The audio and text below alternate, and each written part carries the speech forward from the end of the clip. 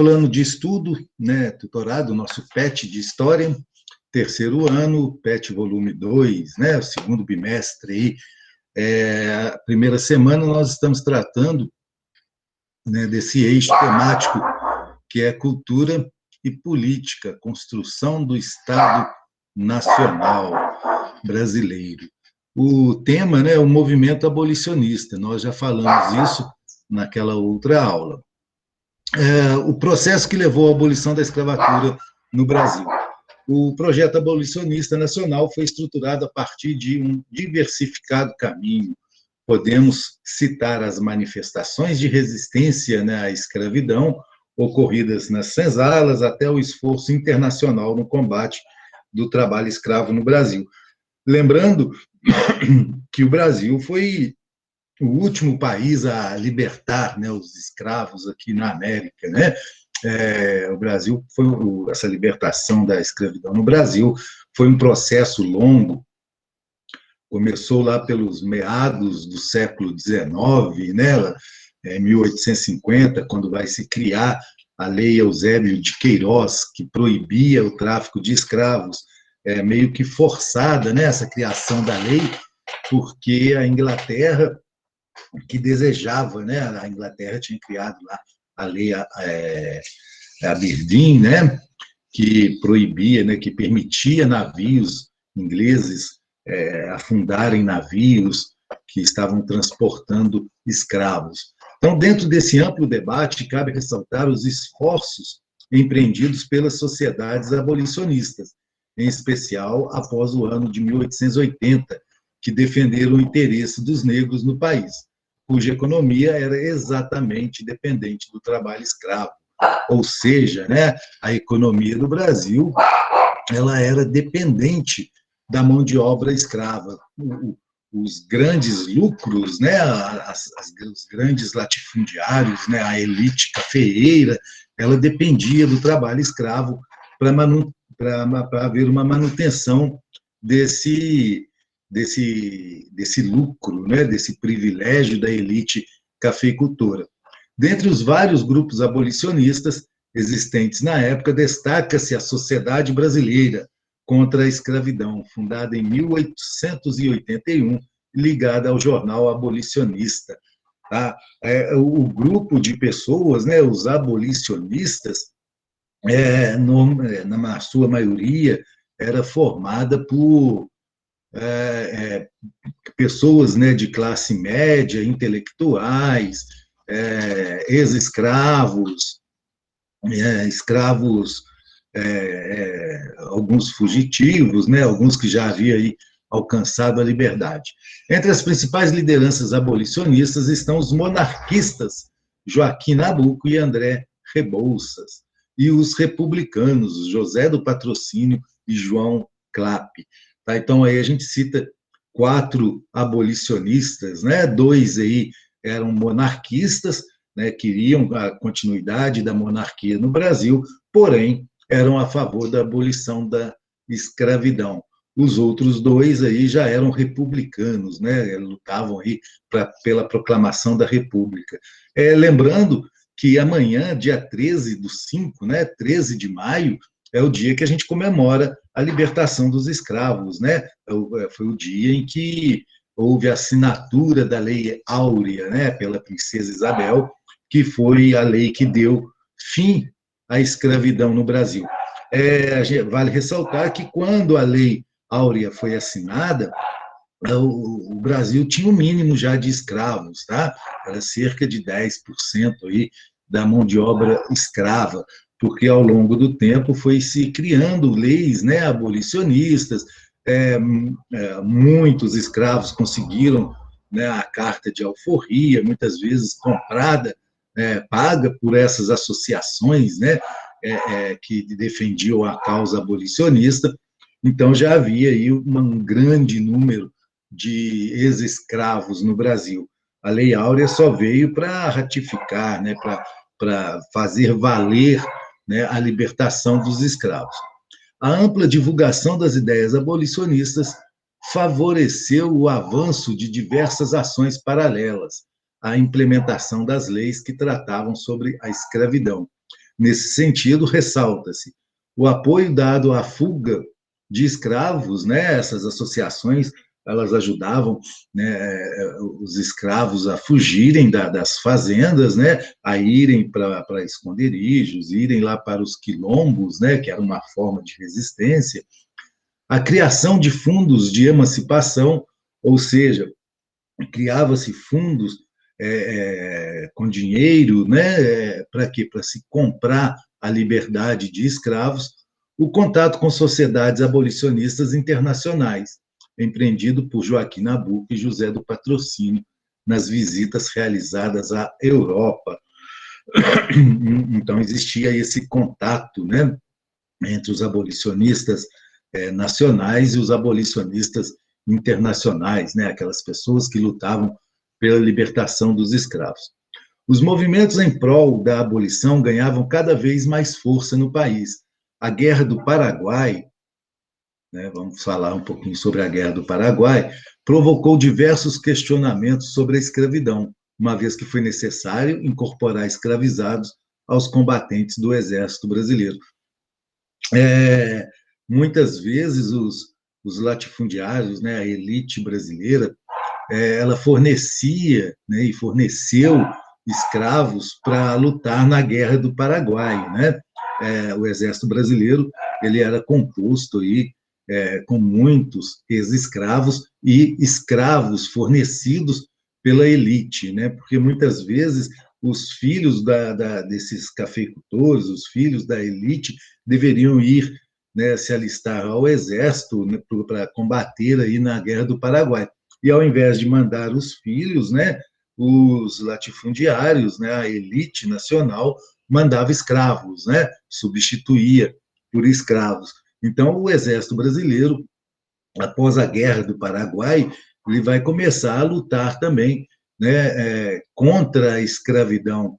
Por quê? Porque ele era formado em boa parte, né, na maior parte aí, por escravos, por negros, né, que haviam lutado na Guerra do Paraguai.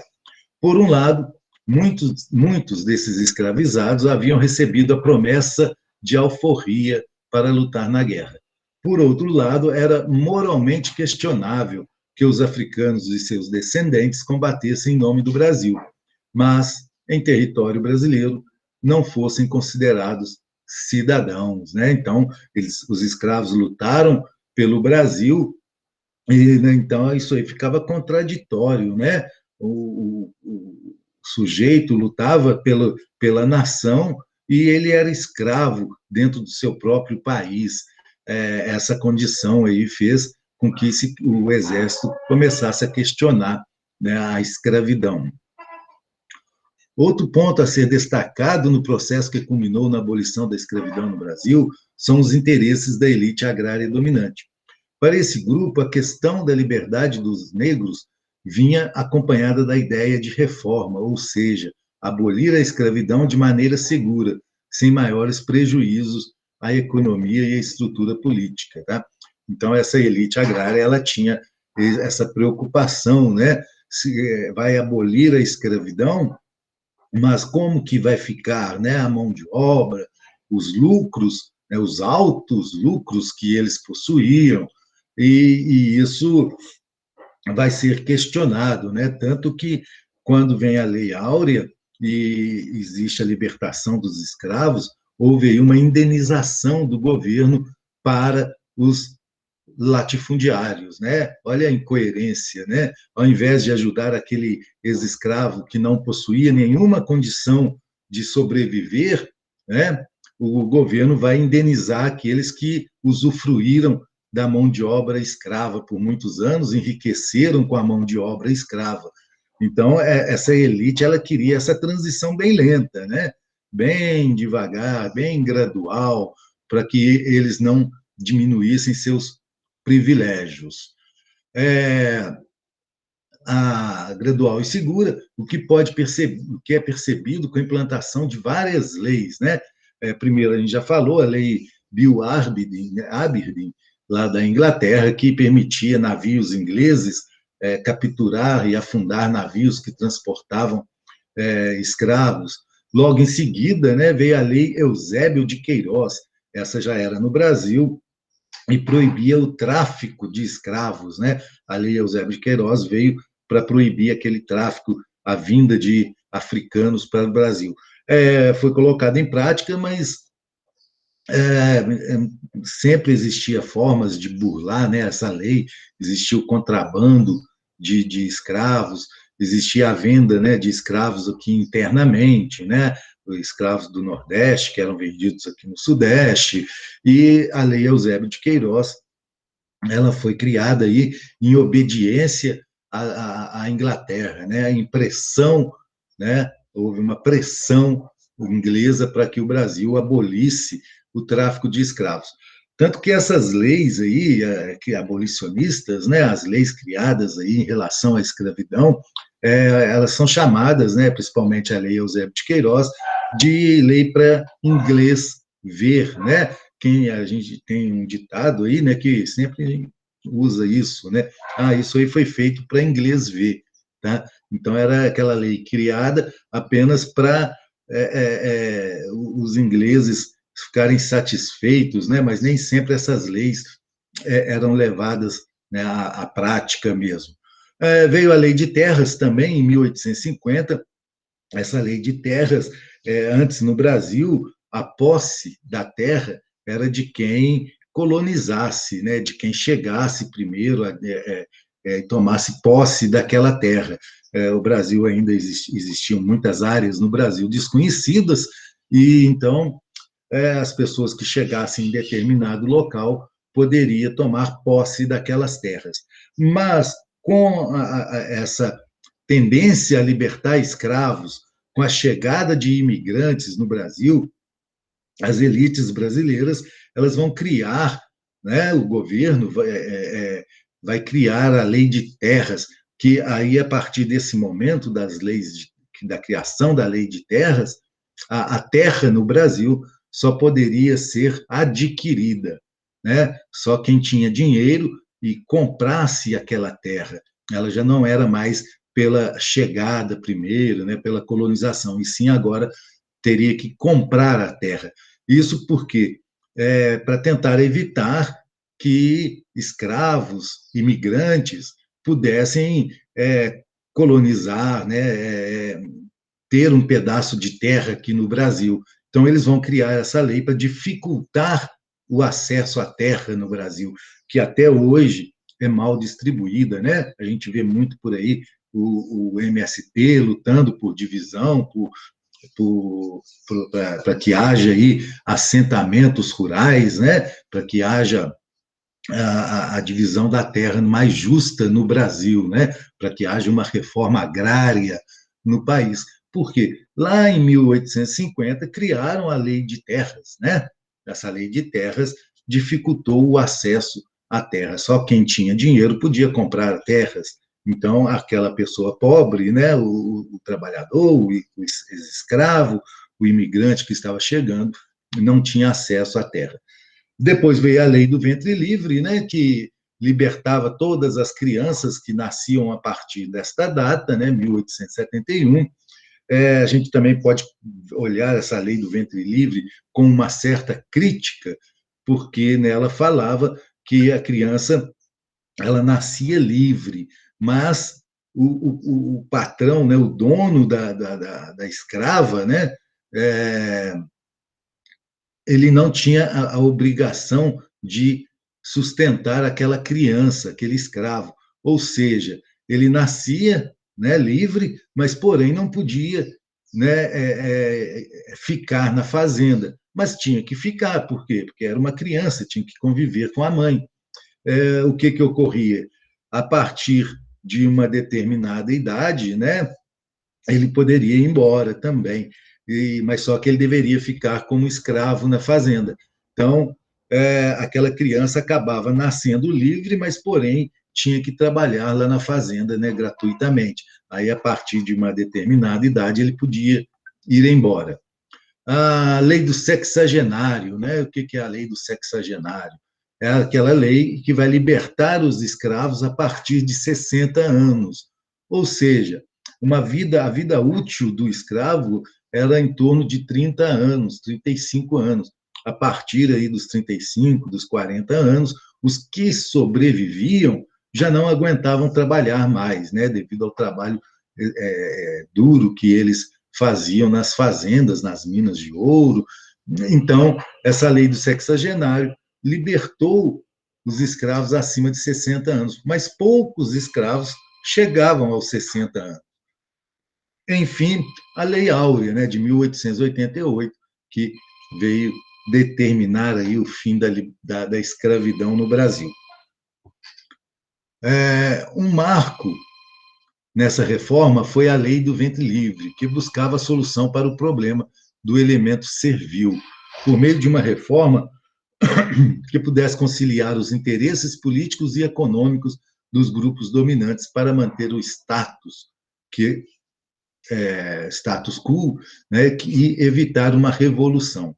A partir dessa lei, abriu-se um período em que a propaganda abolicionista caracterizou-se como tal, e dela emergiram 2 projetos para o fim da escravidão. Quais que são esses 2 projetos, né? O projeto dos emancipadores e dos abolicionistas, né? Os primeiros defendiam o fim do trabalho escravo através do parlamento, com leis que garantissem a indenização dos proprietários, tá? Então, esse primeiro grupo, eles defendiam aí que deveria haver uma libertação do escravo, porém, uma indenização aos proprietários, e que se consolidasse de forma gradual, né, aos poucos. Os abolicionistas, por sua vez, eram propugnadores de uma abolição imediata e sem indenização para os proprietários. Tá? Então, existiam aí esses 2 projetos, né? Um que queria indenizar proprietários e que fosse de forma gradual. O outro grupo, né, os abolicionistas, queriam o fim da escravidão imediato e sem nenhum tipo de indenização. É importante reforçar que as províncias do Ceará e do Amazonas, em 1884, se anteciparam ao restante do Brasil e aboliram a escravidão. Na mesma época, várias cidades do Sul acompanharam essa ação e já não mantinham mão de obra escrava. Dessa forma, mais que as elites agrárias e os conservadores se posicionassem contra o movimento abolicionista, esse havia se fortalecido e se espalhado, né? Então, o Brasil aí, esse movimento abolicionista, ele ocorre, né, do norte ao sul do Brasil, em algumas cidades, algumas províncias, né, como no Ceará e na Amazonas. Assim, as fugas, rebeliões e compras de alforrias coletivas tiveram papel fundamental e contribuíram para o entendimento de que escravos e escravizados figuram entre os protagonistas do processo de abolição no Brasil. Motivada pelo preconceito, a elite brasileira não se preocupou com o ingresso de fato dos escravos, dos ex-escravizados na sociedade, né? Então, isso reflete até hoje no Brasil, né? Houve a libertação dos escravos, mas, por outro lado, não houve a integração desses escravos, né, livres, desses ex-escravos, na sociedade brasileira. E isso fez que houvesse aí uma marginalização, né, dos ex-escravos no Brasil. Muitos tiveram que ir para cidades sem locais para morar, né, acabavam indo morar nas encostas dos morros, né, vão acabar aí surgindo a favelização das cidades, né, principalmente no Rio de Janeiro, que nós conhecemos bem, Nordeste, em algumas cidades do Nordeste, né, em todas as grandes cidades do Brasil, existe aí essa favelização. Muito se deve à falta de estrutura, né, e à falta de interesse da elite brasileira, muitas vezes por preconceito, em integrar essa mão de obra, né, ao trabalho, preferiam dar trabalho aos imigrantes que estavam chegando ao Brasil do que a própria mão de obra escrava, né? Então, os ex-escravos acabam tendo que ir para cidades e morar à margem, né? Quando a gente fala de marginalização, a gente não quer falar de bandido, a gente está falando de morar à margem, né? Morar ao lado, né? Nas encostas, nas periferias das grandes cidades. Essas pessoas passaram a ser consideradas inferiores, o que, sabemos, não é verdade. Não há entre os seres humanos diferenciação de capacidade ou de personalidade definida por origem ou cor de pele, né? E não adianta a gente falar que o Brasil é um país que não existe racismo, né? O racismo existe no Brasil, ele está impregnado na sociedade brasileira. É muito difícil, né, as pessoas aceitarem isso, né? Aceitarem que nós somos uma sociedade racista, mas somos, e tem provas aí diariamente a respeito do racismo que existe no Brasil, e o racismo até mesmo institucionalizado, né? Nós vimos aí, nesses últimos dias, o debate aí sobre aquela, aquela chacina que a polícia do Rio de Janeiro ocasionou na favela do Jacarezinho, né? Foram mais de 25 pessoas assassinadas. Não interessa se é bandido, se não é, né? Creio até que dessas 25, 28 pessoas, nem todas sejam bandidos, mas houve aí um preconceito, né? A gente pode comparar, por exemplo, que já descobriram aí, não sei se vocês lembram, mas encontraram 117 fuzis dentro de um condomínio de luxo no Rio de Janeiro e prenderam as pessoas sem disparar um único tiro, né? Por que que na favela entram atirando, né? Então, existe aí um preconceito até mesmo institucionalizado, né? Então, além de não encontrar emprego, os afrodescendentes não tiveram apoio do Estado brasileiro para inserir na vida do país como cidadãos com direitos, tá? Então, o próprio governo deixou, né, de lado aí os ex-escravos, né? Aquela população negra que veio para o Brasil forçada, né?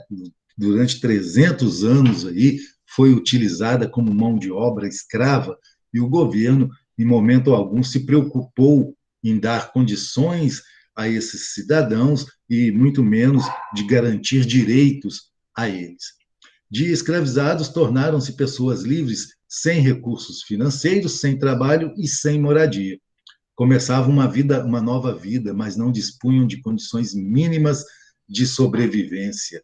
Então, isso aí foi o fim da escravidão no Brasil, né? Deram liberdade aos escravos, mas não deram condições mínimas de sobrevivência, né? Não deram condições mínimas de crescimento aos ex-escravos. Muitas vezes nós vamos cair aí num debate a respeito, né, por exemplo, de cotas nas universidades para negros. Alguns vão ser contra, outros, né, vão ser a favor. Por quê? Essa cota é uma tentativa de dar um pouquinho de dignidade a essa população negra que ficou durante 300 anos trabalhando como escravos, né? Os antecedentes aí, né? E existe essa necessidade, né, social de se dar condições mínimas para que as pessoas, né, que são descendentes de escravos possam ter uma vida, né, melhor, né, no futuro. Não é para agora, tá? Quando se cria essas cotas, se pensa no futuro.